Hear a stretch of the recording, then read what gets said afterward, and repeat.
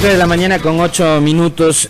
Informábamos al inicio de nuestro noticiero de que hoy en Londres se llevaría a cabo la audiencia en donde debe resolverse el pedido de extradición en contra de Julian Assange, fundador de Wikileaks, una extradición que es solicitada por los Estados Unidos. Y a esta hora, con tertulio y amigos, nos acompaña el doctor Carlos Poveda, quien es abogado del ciudadano australiano-ecuatoriano Julian Assange, acá en nuestro país. Doctor, ¿cómo está? Muy buenos días. No sé si a esta hora usted ya nos puede dar un poco más de información. Hace poco teníamos entendido de que la audiencia se suspendió, pero en definitiva, ¿qué es lo que ha ocurrido hoy en Londres con respecto a el trámite de este pedido de extradición por parte de los Estados Unidos en contra de Julian Assange? Buenos días, bienvenido. Muy buenos días, muchas gracias por esta oportunidad. Saludos a quienes nos están escuchando y observando.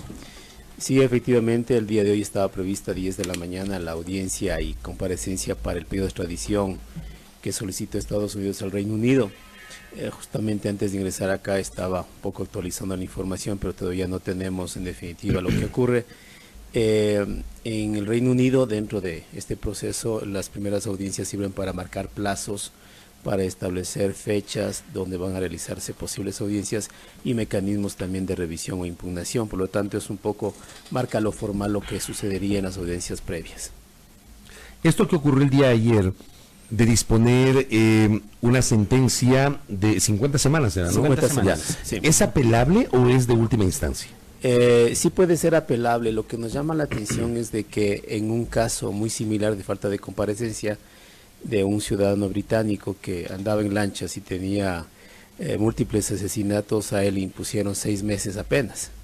Y esto nos hace recordar, porque muchas veces se piensa que la justicia en países europeos o otro tipo de países es lo mejor que puede haber. Mire cómo ha aligerado estos temas que nosotros ya habíamos anticipado. Decíamos de que una vez de que se ha entregado a las autoridades británicas iba a ser esto, se iba a desarrollar de una manera muy rápida, pero tampoco nos daba la seguridad o certeza de que se iban a respetar los derechos de Julian Assange. Una de las cosas, por ejemplo, en la cárcel en donde está, se ha restringido enormemente la asistencia de carácter legal. De hecho, Jennifer Robinson, que es la abogada que está asistiéndole allá, y su equipo apenas tuvieron 2 o 3 contactos previos. No pueden conversar con él, no pueden visitarlo. No se puede conversar, la asistencia legal está totalmente restringida. Y obviamente el día de ayer, una vez que sufre las 50 semanas de privación, y además que el alegato era muy importante, él no es que dejó de cumplir porque quiso, él se sometió de forma voluntaria al ingreso a una embajada en donde se le otorgó un asilo, es decir, que no fue una situación voluntaria de no comparecencia. Y precisamente esto obedecía a la persecución de 2 causas por la Fiscalía Sueca, que al final y al cabo terminaron archivándose, una por prescripción y otra por desestimación. Si no había motivo, no había razón. Sin embargo, le imponen esa sanción. Pero se supone que esa sanción tiene que ver con que Assange en el año 2012 infringió la ley británica, sí, al haber violado su libertad condicional. Sí, pero ¿por qué motivo? Porque entró ya a un régimen de asilo. No fue porque de manera voluntaria él lo quiso hacer. Y además, esa persecución de la Fiscalía Sueca ya luego terminó en una situación de desestimación, si ya no había motivo, no había delito para que haya la comparecencia. Ese fue el principal alegato del equipo jurídico de Robinson en Inglaterra. Sin embargo, tampoco hicieron caso, y como yo les dije, en una situación similar a uno le imponen 6 meses, al otro le imponen 50 semanas. O sea, para que vaya viendo también los bemoles de una justicia que tampoco es que sea perfecta. Y ahora la pregunta que, digamos, nos surge, y que veo que de una también a nuestros oyentes que nos están viendo, es ¿cómo es que se lleva adelante este proceso de extradición? Bueno, hay la intención de Estados Unidos de extraditarlo a Assange, pero ¿cómo es que la justicia británica accede a esto cuando se dio a conocer de parte de autoridades ecuatorianas de que Reino Unido había ofrecido en una carta no dar trámite a la extradición y respetar los derechos humanos de Assange? Lo primero que me saltó va a decir una frase: ¿y quién le cree? ¿Y quién les cree? Les voy a poner 2 situaciones. La primera, esa remisión de las cartas tan famosas que al final aparecieron. Que no pero fueron... sí existen esas cartas. Hay unas cartas, pero lo que hacen las autoridades británicas es remitir a una ley. Es como que pidan al gobierno ecuatoriano: mire, ¿usted qué va a hacer con respecto a una situación de un procesado? Y el gobierno diga: vea, revise el artículo 76, ahí está el debido proceso. O sea, simplemente fue remisión a la ley británica que decía de que no se puede extraditar a una persona a un tercer país donde haya condena de muerte. Pero el tema no solamente es condena de muerte, es el tema de una imposición de una condena perpetua, un trato inhumano, cruel y degradante. A una persona similar en Estados Unidos le impusieron 150 años, es decir, Assange puede recibir solamente 100 años, o sea, no hay problema. El tema adicional es de que el Reino Unido no ha respetado esta situación. Alexander Yonka, que es uno de los miembros del Estado ISIS, inglés por cierto, también estaba requerido por la justicia americana, ciudadano británico. Hace 2 o 3 meses él fue extraditado a un estado... ¿Desde Gran Bretaña? Sí, desde Gran Bretaña. Él es ciudadano inglés, de los ISIS. O sea, los ingleses sí entregan a los suyos. Sí entregan, claro. Y es que ellos tienen unos convenios de larga data con los Estados Unidos. Sí, entonces no es que se respete, sino que hacen excepciones determinadas de acuerdo a los intereses. Y este ciudadano fue extraditado y podía enfrentar una condena de muerte. De hecho, ahora se está hablando también, porque la primera acción que se planteó en contra de Assange en Estados Unidos, en el estado de Virginia, era un tipo de conspiración cibernética, porque supuestamente le ayudó a H.C.A. Manning a filtrar documentos, que no fue ese caso. Pero se están aperturando 4 expedientes más reservados. Y algunos de ellos tienen que ver con una violación de la ley de espionaje militar de Estados Unidos. Y eso genera obviamente una condena de muerte. Yo le pregunto, perdón que te interrumpa solamente con tu... pero eso depende del Estado, pues. Así es. Porque en cada Estado de la Unión hay una legislación distinta. Creo que hay estados 7 donde hay pena de muerte. Creo que en California todavía mantienen la pena de muerte, en Florida también mantienen la pena de muerte. Virginia también. Entonces, pero hay estados que no tienen pena de muerte. Sí, pero están investigándose en Virginia. Entonces, en Virginia sutilmente lo dicen, no, aquí lo vamos a investigar por conspiración. De hecho, el Ecuador ya realizó la primera cooperación judicial y ya salió a la luz pública también que desde el Reino Unido se investigó autoridades de la misión diplomática ecuatoriana. Eso no dice. Entonces, una vez de que sea extraditado, aparecerán 4 o 5 casos más en donde se aplicará la ley de espionaje militar y evidentemente se podría aplicar la pena de muerte. Ahora, doctor, yo le pregunto, ¿qué pasa con los medios de comunicación que allá en noviembre de 2010 publicaron los cables de Wikileaks? Pues, o sea, Chelsea Manning, o en ese momento Bradley Manning, entrega los documentos y los discos a Wikileaks. Pero Wikileaks distribuye, y son El País, The Guardian, un montón de medios a nivel de todo el mundo que publican esos cables. Y en esos casos, ¿qué ocurre? Es lo que ustedes decían, ¿no? La verdad cómo se mira, ¿no? Pero también Thomas Mann decía que la verdad y la mentira depende del poder.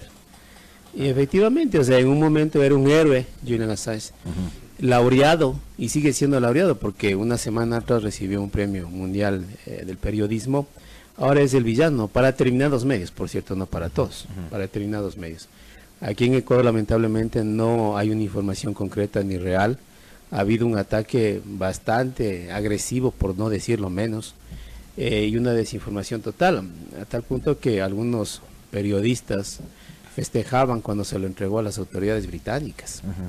Y esto es muy complejo, ¿no? Porque en definitiva lo que debe saber la ciudadanía es que Assange sigue siendo ecuatoriano, y me alegra que lo digan de la nacionalidad, porque no es de que se suspende la nacionalidad, esa figura no lo hay. ¿Existe? No existe, no existe. Así lo dijo el canciller durante su comparecencia en la asamblea, ¿no? Estuve yo el día que inclusive me desalojaron porque no querían que yo esté ahí, y él decía la suspensión, pero la suspensión en la ley de movilidad no existe. Es decir, yo no puedo suspenderle a usted por 3 días o por 2 horas. La idea era suspenderle la nacionalidad, entran fuerzas británicas, sacan un connacional y lo entregan a Gran Bretaña. Se entregaron a un ecuatoriano a un proceso de extradición donde podría enfrentar condena de muerte. Lo correcto hubiese sido que vayan directo al retiro de la nacionalidad, porque eso sí se puede hacer. Sí, pero es un proceso. Claro, tiene que haber un proceso se aplica previo. un principio de lesividad, notificándonos, hasta la presente fecha no nos han notificado, solicitamos información, y mire lo que dice, ¿no? Y yo había solicitado información, hasta como ciudadano ecuatoriano, ustedes pueden solicitar información de la suspensión de la naturalización, terminación de asilo. Y el departamento jurídico me dice, justifique con poder o procuración. Pero señores, el señor Assange está privado de libertad, no tiene acceso legal. ¿Cómo justifico? Cuando de antemano yo he participado en cooperación judicial, en procesos administrativos, y sin embargo la revisión de patrocinio jurídico del Ministerio de Relaciones dice, no, primero usted me justifica que tiene poder o procuración, ahí le doy los documentos. Oiga, doctor, y en estos últimos días también se ha conocido que hay... información que fue incluso publicada por diario El País de España, de que Assange había sido víctima de espionaje dentro de la embajada de Ecuador en Londres. Ustedes presentaron días atrás una una denuncia acá ante las autoridades judiciales. Coméntenos un poco también sobre este tema. ¿Quiénes estarían detrás? En España hay un grupo de personas que estarían incluso comerciando, vendiendo videos, información relacionada con Assange durante su estadía en la embajada. Mire, nosotros nos informamos en los primeros días de marzo de este año que había un ofrecimiento de venta de información muy sensible y se lo hizo a través de un correo electrónico y se contactaron con Christine Robson, que es el director de Wikileaks. Se contacta, empieza a haber una conversación por chat que todo está absolutamente respaldado y autorizado por la justicia española, porque esto conoció y conoce la justicia española, no es ningún tipo de intervención o interceptación ilegal. Y ahí le dicen, a ver, esta información, y le mandan determinados reportes, ¿no? Vale 3 millones de euros. Si usted no paga 3 millones de euros, esto va a filtrarse. Entonces generan una conversación, se citan en Madrid, en una y la policía con la fiscalía hacen el seguimiento y la grabación. Precisamente Christine Robson ubica y le indican en un computador, mire, nosotros tenemos esto. Entonces empiezan a hacer un acercamiento, ellos le indican y casi 1 hora y media el director de Wikileaks se queda absorto porque mira de todo. Audios, videos, más de 90.000 documentos, información del estudio Dilocada que pertenecemos, que es de Baltasar Garzón. Documentos inclusive fueron utilizados el día de la audiencia de protección de la apelación en Pichincha. Es decir, mientras nosotros estuviéramos aquí debatiendo, ellos estaban tomando fotos de la carpeta de Héctor Martínez, que uno de los abogados que le asesoraba a Sáenz, y que por 5 minutos salieron de la habitación. Sí, es increíble, o sea, el momento en que salen a una habitación contigua, miembros de la misión diplomática y del equipo de Ciudad de Pro Security abren la carpeta de Aitor y toman fotografías. Se toman hasta el dedo, por decirlo así tan patético. Y esa información es la que, parte de esa información es la que intentan vender. Recordarán que el tema legal es muy sensible, no se puede difundir. Al igual que la visita de Sandra Crosby, que es un médico de Inglaterra, que le hizo una revisión y que se sustraen los documentos de él al interior de la embajada. Entonces sí, habíamos hecho ya una querella criminal en Madrid, está en juzgado de instrucción número 5, en Audiencia Nacional. Se ha hecho todos estos elementos que yo le estoy relatando y que sirvieron de base fundamentalmente para presentar la denuncia. Por lo tanto, no es ninguna conjetura.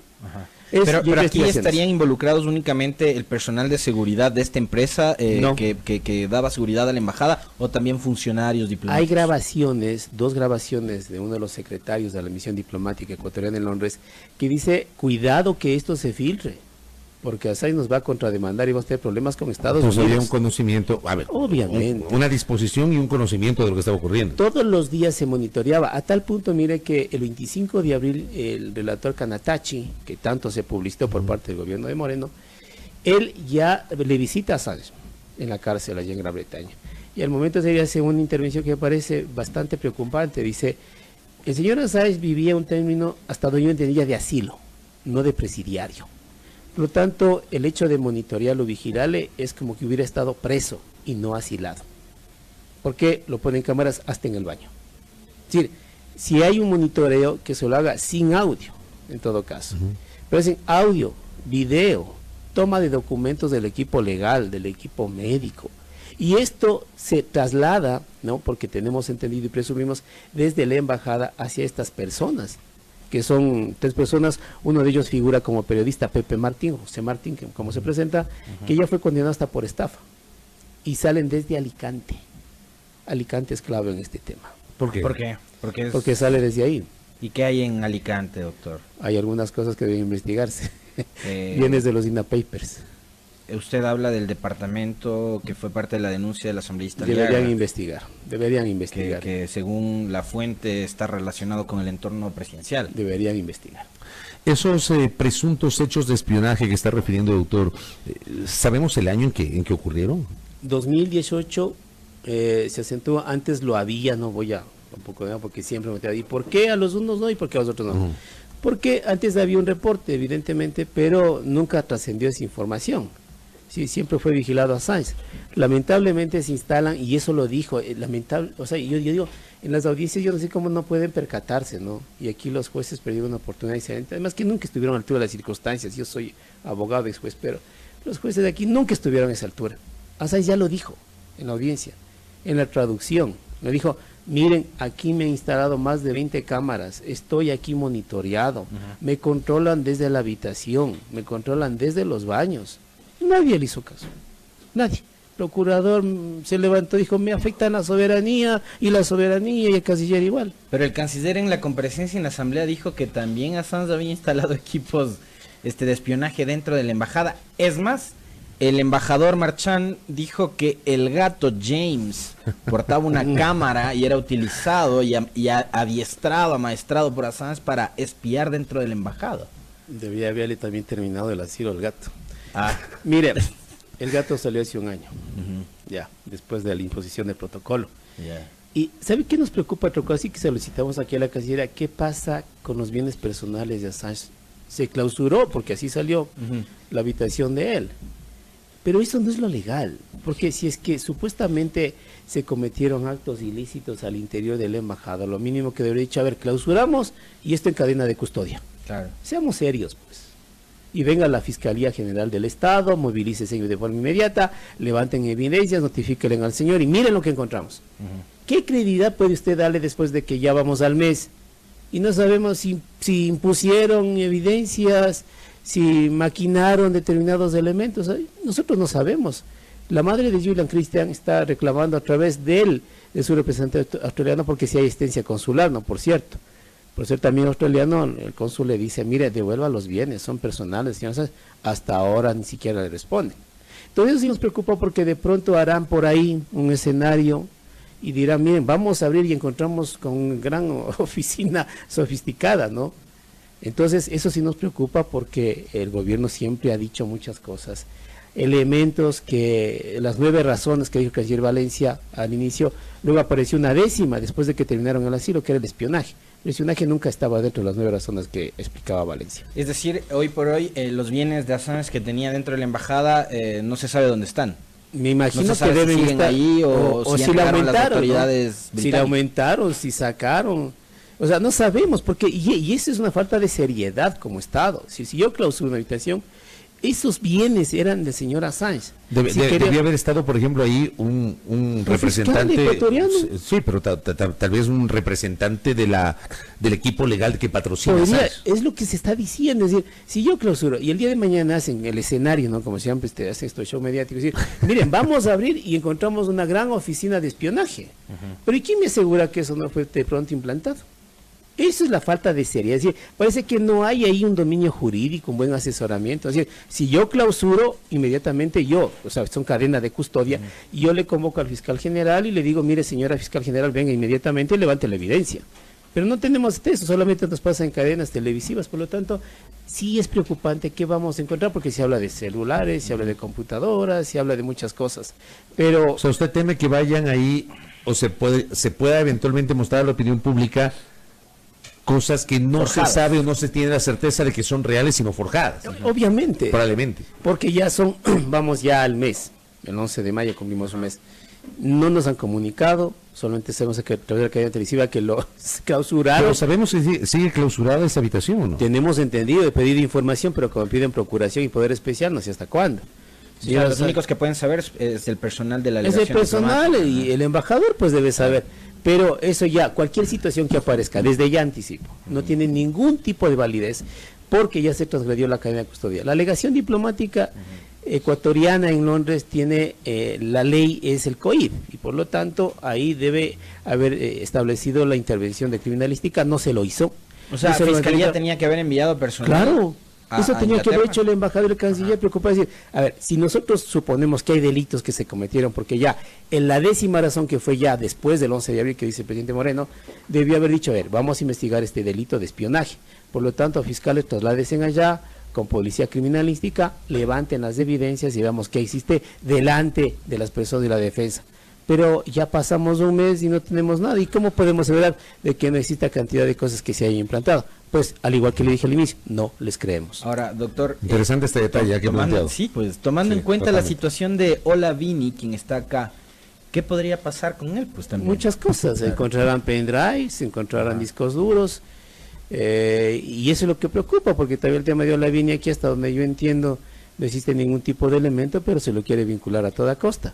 Por lo tanto, sí, a mí me parece una falta de seriedad. Nosotros hemos pedido que nos contesten, ya nos pusieron esa primera obstrucción formal, pero nosotros vamos a seguir insistiendo hasta como ciudadanos ecuatorianos, ya que si no creen que hay asistencia legal en el Ecuador. Por acá tenemos información que ha sido publicada en la cuenta de nuestra colega Tere Menéndez.